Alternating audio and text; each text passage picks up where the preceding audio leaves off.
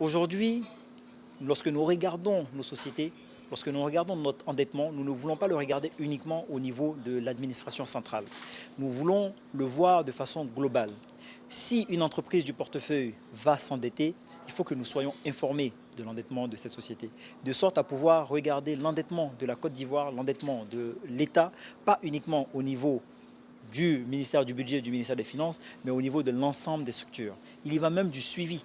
Parce qu'aujourd'hui, s'il y a un défaut de la part d'une des sociétés d'État, c'est l'État qui éventuellement va se porter garant. Donc il est important d'avoir un meilleur suivi. Et à ce titre, nous avons mis en place le système d'information et de gestion des entreprises publiques qui permet d'avoir les informations rapidement et en temps réel pour un meilleur suivi et une meilleure gestion. Nous souhaitons aussi, et nous avons déjà pris des textes dans ce sens, pour un meilleur suivi de l'endettement des sociétés d'État. Nous voulons une réforme de la gestion du portefeuille de l'État. Nous avons des propositions, nous allons faire ces propositions au gouvernement pour réformer le système de gestion des entreprises publiques pour le rendre plus performant.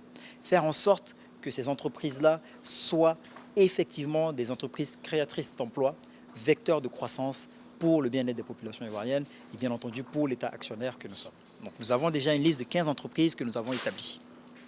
Parmi ces 15, vous aviez la CIB, vous aviez la BIAO, vous avez la Versus Bank, vous avez Sucre Ivoire. Et donc nous avons une liste qui est complètement disponible au public. Cette liste, certaines entreprises ont déjà fait l'objet de privatisation, notamment dans le cas de la CIB. Mais nous n'allons pas nous arrêter là, nous souhaitons aller plus loin. Donc nous allons poursuivre au cours de l'année 2016 le processus de privatisation que nous avons déjà engagé. En 2015, nous avons collecté environ 41 milliards de francs CFA au titre des recettes de privatisation. En 2016, nous espérons, en tout cas c'est ce qui est prévu dans le budget de l'État pour l'année 2016, nous prévoyons collecter environ 30 milliards de francs CFA au titre des recettes de privatisation. Donc c'est un processus qui va se poursuivre jusqu'à achèvement selon la politique voulue par le chef de l'État, d'avoir un portefeuille de l'État qui soit le plus dynamique possible. Toutes les sociétés dans lesquelles le secteur privé peut valablement le développer sans intervention nécessaire de l'État, nous devons laisser la place au secteur privé pour qu'il puisse le porter à un autre niveau.